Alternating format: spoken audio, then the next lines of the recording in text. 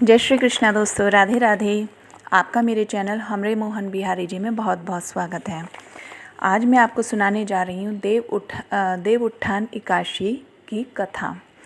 तो वीडियो को लास्ट तक ज़रूर देखिएगा और वीडियो पसंद आए तो प्लीज़ लाइक कीजिएगा और चैनल को सब्सक्राइब कीजिएगा और सब्सक्राइब करके लाइक का बटन ज़रूर दबाइएगा, जिससे मेरी वीडियो की नोटिफिकेशन सबसे पहले आप पर आए। ठीक है, तो आइए शुरू करते हैं। बोलो विष्णु भगवान की जय, कार्तिक देव की जय।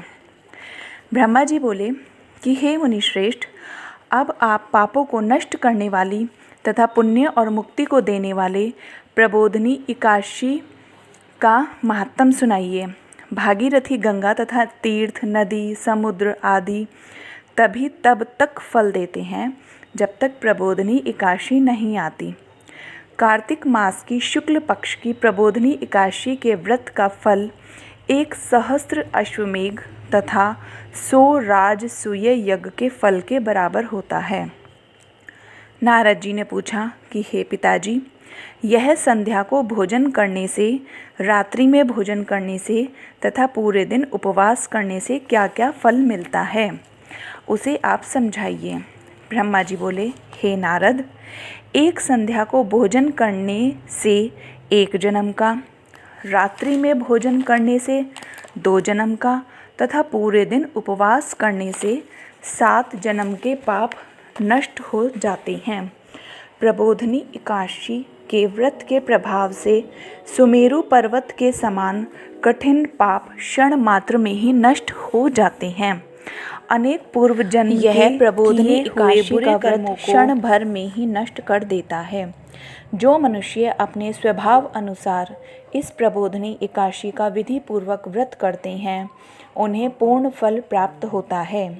हे मुनीश्वर, जो मनुष्य श्रद्धापूर्वक थोड़ा भी पुण्य करते हैं, उनका वह पुण्य पर्वत के समान अटल हो जाता है। जो मनुष्य हृदय के अंदर ही ऐसा ध्यान करते हैं कि प्रबोधिनी एकादशी का व्रत करूँगा, उनके 100 जन्म के समस्त पाप नष्ट हो जाते हैं, सिर्फ ध्यान करने मात्र से ही। जो मनुष्य प्रबोधिनी एकादशी के दिन रात्रि को जागरण करते हैं, उनकी बीती हुई तथा आने वाली 10,000 पीढ़ियाँ विष्णु लोक में जाकर निवास करती हैं और नरक में अनेक दुखों को भोगते हुए पितृ विष्णु लोक में जाकर सुख भोगते हैं। ब्रह्म हत्या आदि महान पाप भी प्रबोधिनी एकादशी का व्रत करने से धुल जाते हैं। एकादशी के दिन रात्रि को जागरण करने का फल अश्वमेघ आदि के यज्ञ के फल से भी अधिक होता है। समस्त तीर्थों में जाने तथा गौ, स्वर्ण, भूमि आदि के दान का फल कार्तिक मास की शुक्ल पक्ष की प्रबोधिनी एकादशी के रात्रि के जागरण के फल के बराबर होता है। इस संसार में जितने भी तीर्थ हैं तथा जितने भी तीर्थों की आशा की जा सकती है, वह सब प्रबोधिनी एकादशी का व्रत करने वाले के घर में रहते हैं। जो मनुष्य इस एकादशी के व्रत को करता है, वह योगीवान योगी, तपस्वी तथा इंद्रियों को जीतने वाला होता है, क्योंकि वह एकादशी भगवान विष्णु को अत्यंत प्रिय है। इसके व्रत के प्रभाव से कामिका, वाचिका और मानसिक पाप नष्ट हो जाते हैं।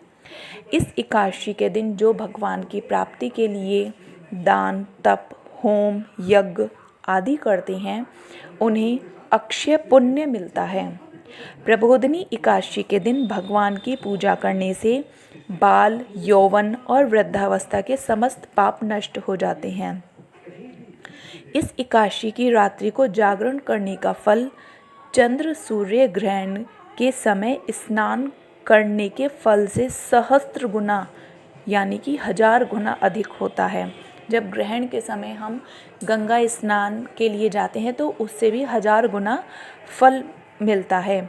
मनुष्य जन्म से लेकर जो पुण्य करता है, वह पुण्य प्रबोधिनी एकादशी के व्रत के पुण्य के सामने व्यर्थ है।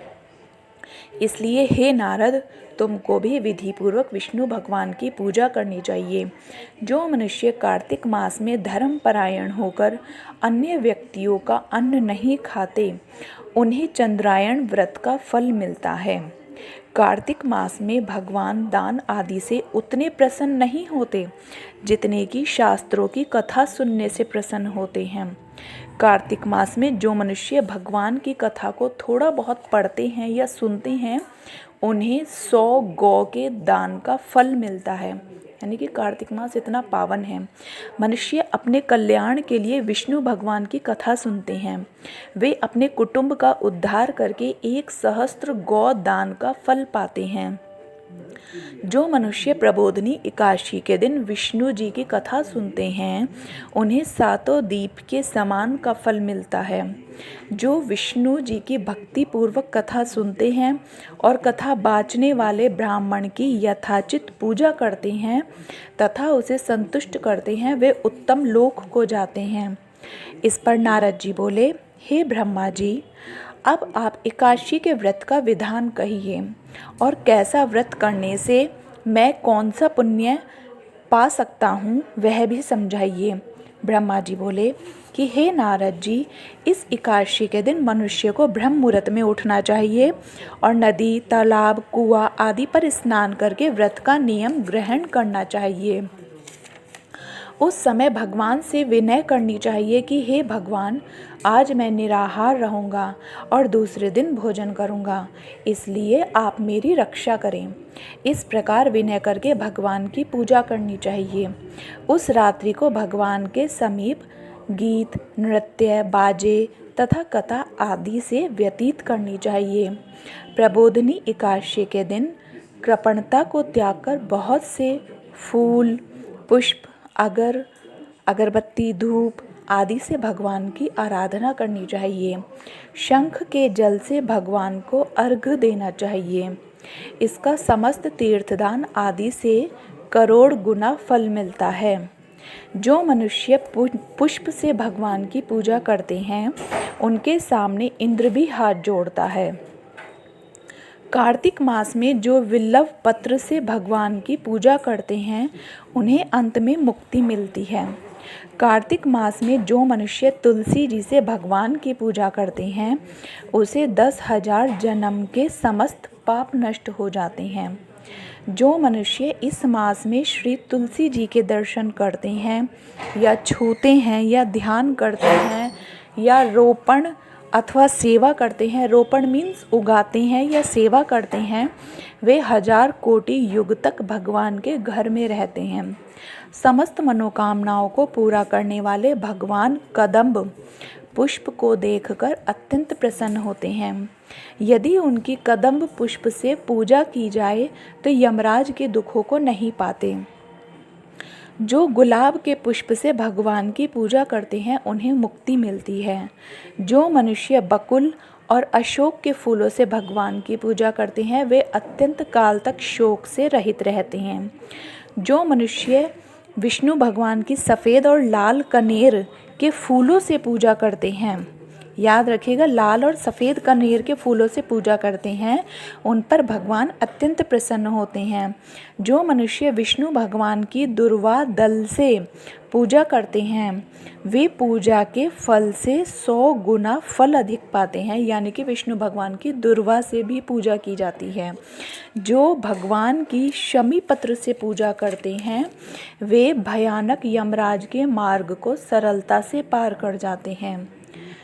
जो मनुष्य चंपक पुष्प से भगवान विष्णु की पूजा करते हैं वे आवागमन के चक्र से छूट जाते हैं। जो मनुष्य स्वर्ण का बना हुआ केतकी पुष्प भगवान पर चढ़ाते हैं उनके करोड़ों जन्म के पाप नष्ट हो जाते हैं। जो मनुष्य भगवान के पीले और रक्त वर्ण कमल के सुगंधित फूलों से पूजा करते हैं उन्हें श्वेत द्वीप में स्थान मिलता है। इस प्रकार रात्रि में भगवान की पूजा करके प्रातःकाल शुद्ध जल की नदी में स्नान करना चाहिए। स्नान करने के बाद भगवान की पूजा करनी चाहिए। इसके बाद पूर्ति के लिए ब्राह्मणों को भोजन कराना चाहिए और दक्षिणा देकर मीठे वाक्य द्वारा सभा करनी चाहिए। इसके बाद भोजन, गौ और दक्षिणा से गुरु की पूजा करनी चाहिए और ब्राह्मणों को बहुत सी दक्षिणा देकर नियम को छोड़ना चाहिए। ब्राह्मणों को यथाशक्ति दक्षिणा देनी चाहिए। जिस ब्राह्मण को रात्रि में भोजन कराएं उसे स्वर्ण सहित बैल दान करना चाहिए। जो मनुष्य यात्रा स्नान करते हैं उन्हें दही और शहद दान करना चाहिए। जो मनुष्य फल की आशा करते हैं उन्हें फल का दान करना चाहिए। तेल की जगह घी और घी की जगह दूध और अन्न में चावल दान करना चाहिए। जो मनुष्य इस व्रत में भूमि शयन करते हैं उन्हें सब वस्तुओं सहित शैया दान करनी चाहिए। जो मौन धारण करते हैं उन्हें स्वर्ण सहित तिल दान करना चाहिए। जो मनुष्य बालों को धारण करते हैं उन्हें दर्पण दान करना चाहिए, यानी कि शीशा।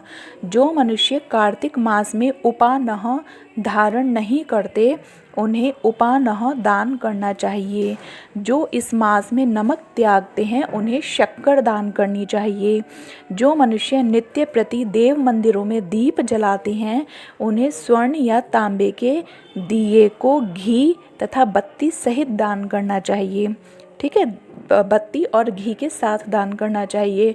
जो मनुष्य चातुर्मास व्रत में किसी वस्तु को त्याग देते हैं उन्हें दिन से पुनः ग्रहण करना चाहिए।